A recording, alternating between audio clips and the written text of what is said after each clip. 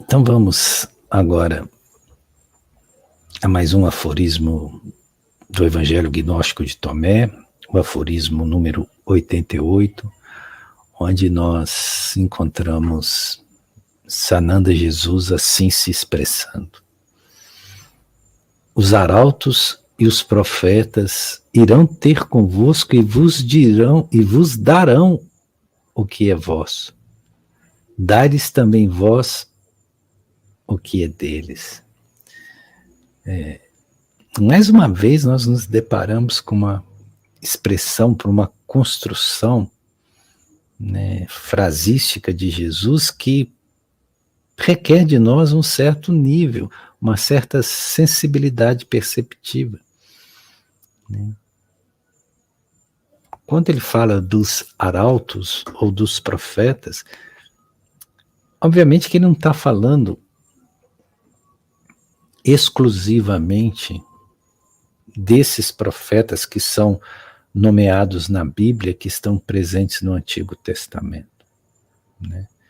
Ele está falando, quando ele fala de arauto, de profetas, ele está falando de tudo aquilo que vem do alto, descende ao que está embaixo, ao plano da manifestação, né, e traz consigo o princípio da revelação, ou seja, a potencialidade de nos despertar, a potencialidade de nos acordar, de nos tirar desse sono atávico no qual nos encontramos, que nos mantém aprisionados num estado de ignorância. Então, tudo aquilo que pode causar em nós um despertar, isso é um arauto, isso é um profeta, né? Profeta não é aquele que diz coisas ou anuncia coisas que estão por acontecer. Profeta é aquele que diz palavras que despertarão a essência do ser, que conhecem o que é a essência do ser e que trazem aos homens esse princípio revelativo que os auxilia no processo de autoconhecimento e do autodespertar, saindo do sono da ignorância e adentrando no estado lúcido da verdade. Isso são arautos, arautos divinos, isso são os profetas. Então a Terra esteve sempre visitada por profetas. E é interessante que o Bhagavad Gita diz que não há um momento na humanidade em que isso que nós podemos chamar de arautos e profetas não esteja presente. Lá no Bhagavad Gita, Krishna diz a Arjuna que não há tempo algum em que eu não me manifeste ou não mande representantes fidedignos para que sustente junto aos homens os princípios do Dharma. O Dharma é a verdade, é a lei divina. Então, sempre no planeta há consciências ou princípios, né, que se fazem presentes no intuito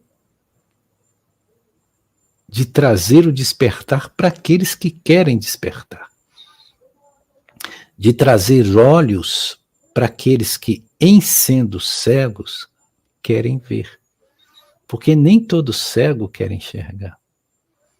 É por isso que quando o cego Bartimeu, que era cego de nascença, sentindo que Jesus se aproximava, ele começa a gritar o nome de Jesus. E Jesus, ainda que cercada por uma grande multidão, ele, né, em passagem por Jericó, ele manda que chame o cego Bartimeu. E as pessoas vão até o cego Bartimeu e dizem para ele: ó, o mestre quer te ver. E ele era cego, né? Ele tem que se levantar, sair no meio daquela multidão, procurando onde está Jesus, até chegar perto de Jesus. Jesus não vai até ele. Jesus manda chamá-lo, convocá-lo, e que ele possa se erguer de onde está e caminhar com os próprios pés para chegar até Jesus. E é isso que fazem os arautos, é isso que fazem os profetas. Eles não vêm até nós. Eles simplesmente nos chamam para que nós possamos ir até eles. Porque depende de nós o caminhar. Depende de nós essa vontade de sair de onde estamos para chegar naquele lugar desejável em que não nos encontramos. Para sair do estado de sofrimento para caminhar para o estado de bem-aventurança ou de felicidade. Mas depende de nós, nós temos que dar esses passos. É por isso que Jesus simplesmente para e manda que digam a Bartimeu que vem até ele. Ele não vai até Bartimeu. É interessante isso. E sabe-se lá como Bartimeu sai aos empurrões, né, aos tropeços, no meio daquela multidão, em Jericó, e chega até Jesus. E Jesus pergunta a ele: o que queres que eu te faça? Embora Jesus tivesse plena consciência que ele era cego e que ele queria se libertar do estado de não enxergar, né, o estado de cegueira. Mas não obstante, Jesus pergunta: o que queres que eu te faça? Por quê? Porque Bartimeu precisava manifestar a sua vontade. Então, nesse sentido, não basta que os profetas e os arautos venham bater na nossa porta. E geralmente eles não vêm bater na nossa porta. Eles sinalizam de longe. Nós é que temos que sair da nossa casa, do nosso conforto, da nossa estagnação, da nossa zona de conforto e ir até ele. E quando nós nos aproximamos desse princípio revelativo,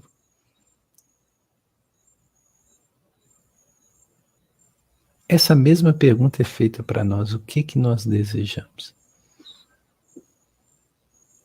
Porque é preciso que nós manifestemos a nossa vontade, o princípio da vontade. Né? E ali o cego Bartimeu diz a Jesus: que eu veja, mestre, que eu veja. E no mesmo momento, ele passa a enxergar. E ainda se diz ali na narrativa, e ele passa a seguir Jesus pelos caminhos, que também é simbólico, ou seja, a partir do momento que ele abre os olhos, e aí todos nós somos cegos, né?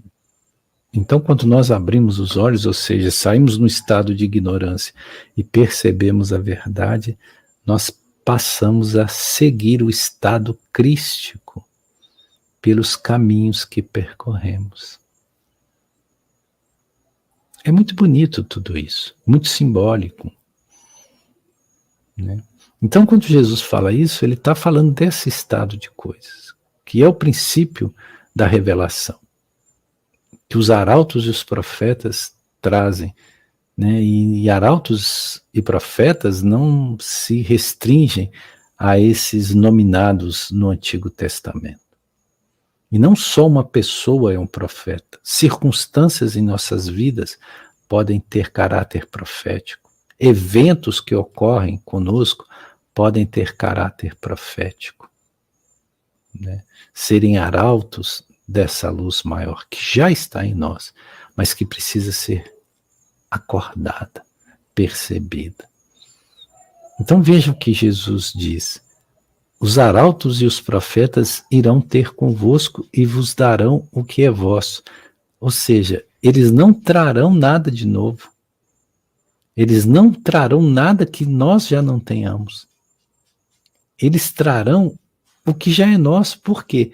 Porque esse estado divino, essa condição crística, já é patrimônio nosso. Nós já somos isso. Então nós não temos que nos tornar deuses.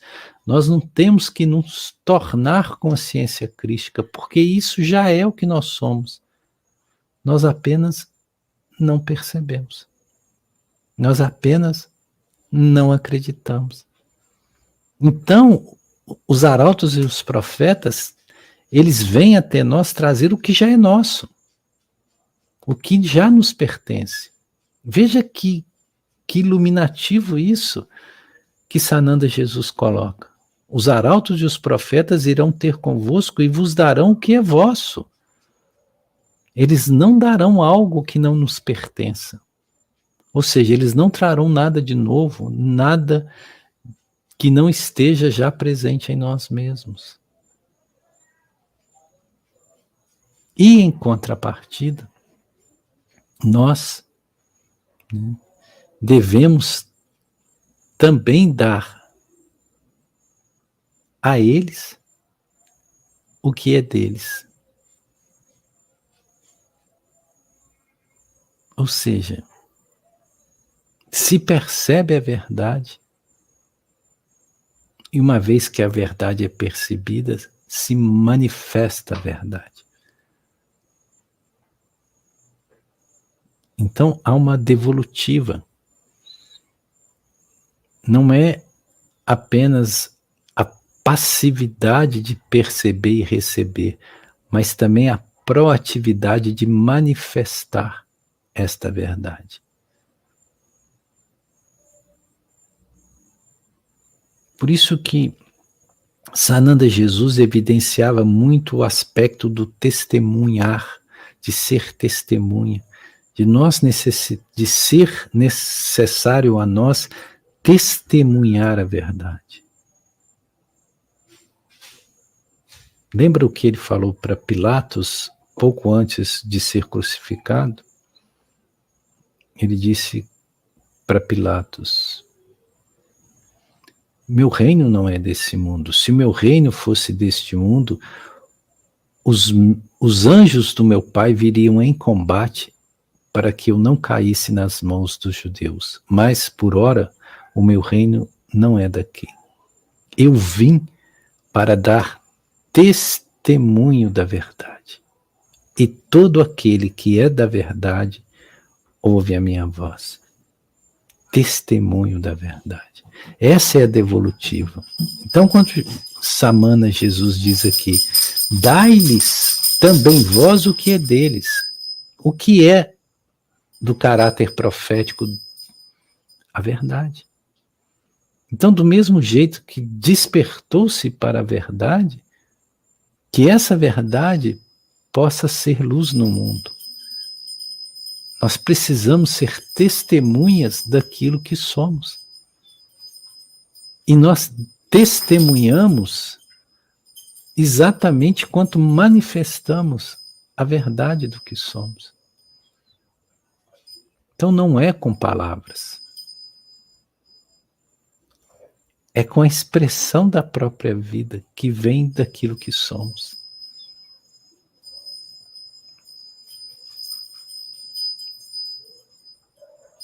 Veja que foram uma das últimas palavras de Jesus perante Pilatos. Eu vim para dar testemunho da verdade.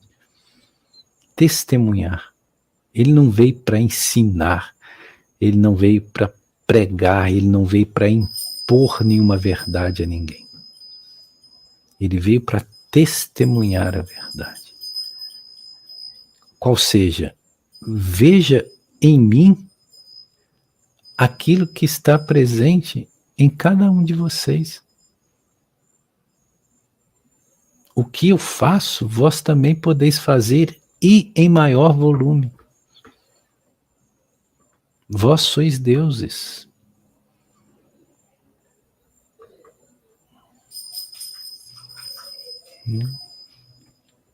Então os profetas irão ter convosco e vos darão o que é vosso. O que é vosso? Ou o que é nosso? O nosso próprio ser.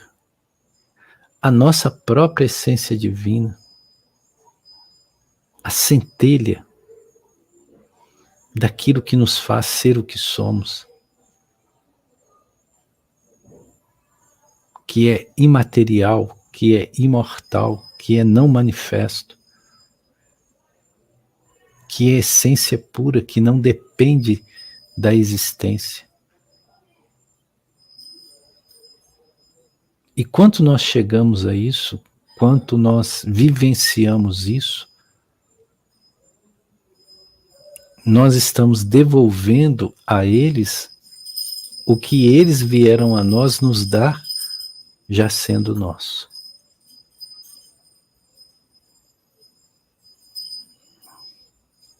É exatamente aquilo que Shiva Jesus dizia: vós sois o sal da terra, vós sois a luz do mundo. Não se pode esconder uma cidadela iluminada no alto do monte. Ela se torna visível para todos.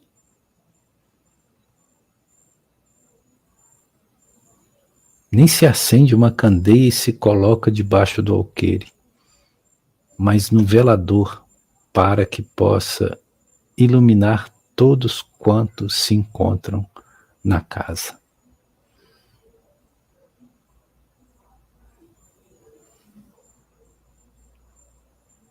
Esse é um aspecto do testemunho. E as pessoas não são beneficiadas por aquilo que dizemos, por aquilo que pregamos, mas sim por aquilo que somos.